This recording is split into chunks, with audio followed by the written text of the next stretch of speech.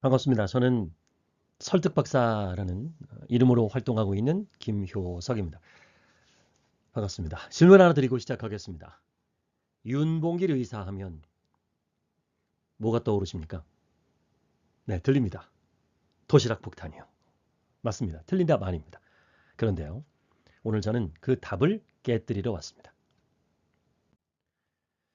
홍콩 공원에서 폭탄이 날아간 시간 단 몇 초입니다. 그런데 그 몇 초 앞에 무려 24년이 있었습니다.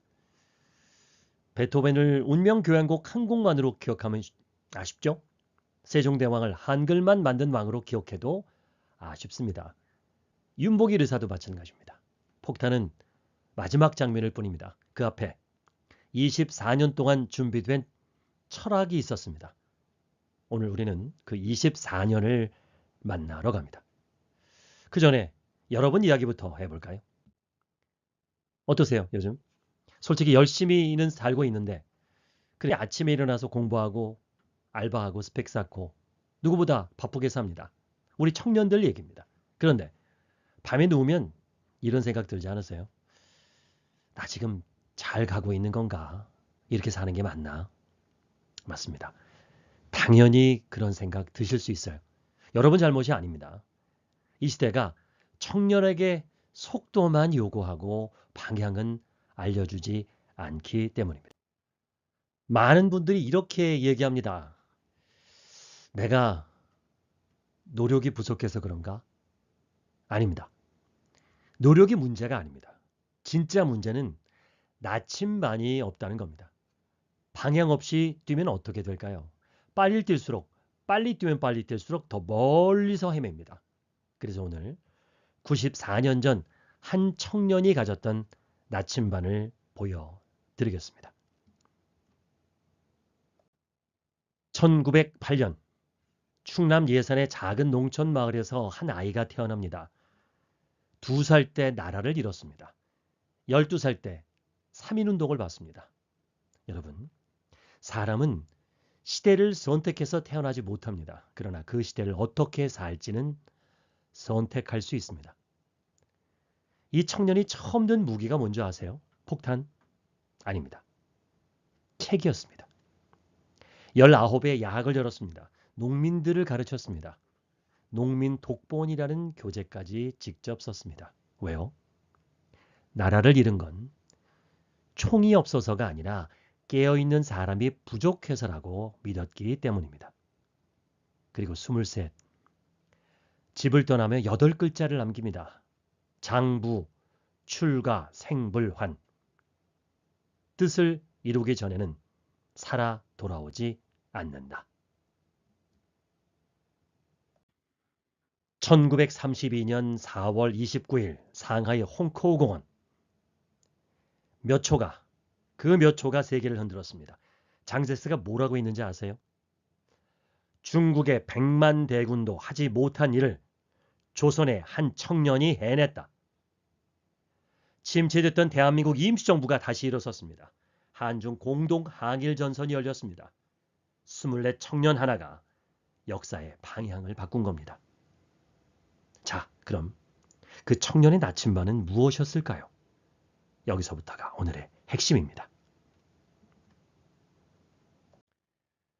자, 그년의 나침반 이름이 있습니다. 매헌정신입니다.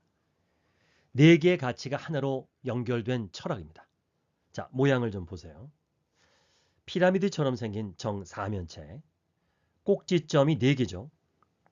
4개가 서로를 지탱합니다. 플라톤은 이 도형을 불이라고 불렀습니다. 네, 매헌정신은 꺼지지 않는 불입니다. 평화정신, 교육정신, 청년정신, 그리고 희생정신. 지금부터 하나씩 짧게 보여드리겠습니다. 첫 번째, 평화정신. 윤봉길 의사의 출발은 미움이 아니었습니다. 적을 미워하기 위해 싸운 게 아닙니다. 사람이 자유롭고 존엄하게 사는 세상, 그게 목적이었습니다. 그래서 평화가 모든 가치의 출발점입니다. 여러분도 마찬가지입니다. 출발점이 미움이면 언젠가는 길을 잃습니다. 출발점이 평화인 사람은 방향을 잃지 않습니다. 두 번째, 교육정신. 평화를 꿈꾸는 사람은 반드시 배웁니다. 그가 총보다 책을 먼저 든 이유입니다. 그런데 배우기만 하면 될까요? 아닙니다. 왕阳용은 말했습니다. 지, 행, 합, 일. 아는 것과 행동하는 것은 하나다. 윤봉길 의사는 야학을 열고 농민 독본을 쓰고 부흥회를 조직했습니다. 배움을 곧장 행동으로 옮긴 겁니다. 교육은 정보를 전달하는 일이 아닙니다. 사람을 깨우는 일입니다. 세 번째, 청년정신. 청년이 뭘까요? 나이 20살, 주민등록증 나이? 아닙니다. 세상을 바꾸겠다고 결심하는 순간 그 사람이 청년입니다. 윤봉길 의사는 우화극 토끼와 여우로 일제를 풍자했습니다. 불의를 보고 침묵하지 않았습니다. 옳다고 믿는 길로 한 걸음 내딛는 결단, 그게 청년 정신입니다. 여러분, 결심하셨습니까? 그럼 여러분이 청년입니다. 넷째, 희생정신. 희생하면 좀 무섭죠? 죽음이 떠오르죠? 아닙니다. 희생은 죽는 게 아니라 나보다 큰 것을 먼저 선택하는 삶입니다. 내 이익보다 공익을 먼저 놓는 것, 그게 희생정신입니다. 자, 이제 연결해 볼까요? 평화를 꿈꾸는 사람은 배우게 되고, 배우는 사람은 행동하게 되며, 행동하는 사람은 결국 자신보다 더 큰 세상을 위해 헌신하게 됩니다. 이게 정사면체입니다. 네, 꼭지점이 하나로 연결된 겁니다. 좋은 얘기네요. 근데 저는 독립운동 할 일이 없는데요? 네, 맞습니다. 없습니다. 그런데 우리는 매일 선택합니다. 그래서 오늘부터 할 수 있는 세 가지를 드리겠습니다. 하나, 하루 30분, 나를 깨우는 공부. 유튜브 알고리즘이 주는 거 말고 내가 고른 책 10쪽, 그게 교육정신입니다. 두 번째, 일주일에 한 번, 불편해도 옳은말 한마디. 단톡방에서, 회의에서 이건 아닌 것 같습니다. 한 문장. 그게 청년 정신입니다. 세 번째, 한 달에 한 번, 나 아닌 누군가를 위한 시간. 재능 기부든 봉사든 대가 없이 2시간. 그게 희생정신입니다. 이 셋이 쌓이면 뭐가 될까요? 내 주변이 평화로워집니다.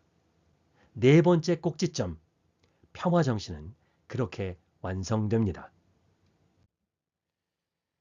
나중에 하죠 뭐.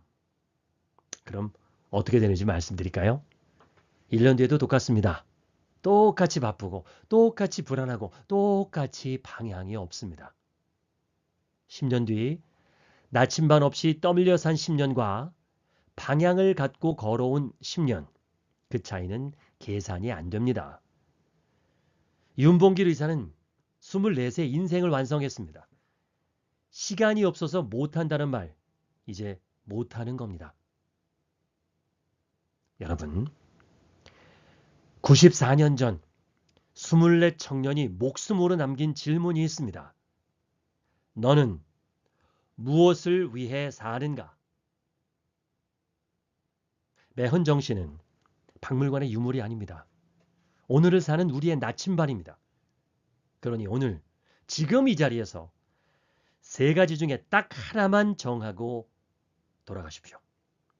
그 하나를 정하는 순간 여러분이 바로 그 시대의 청년입니다. 감사합니다.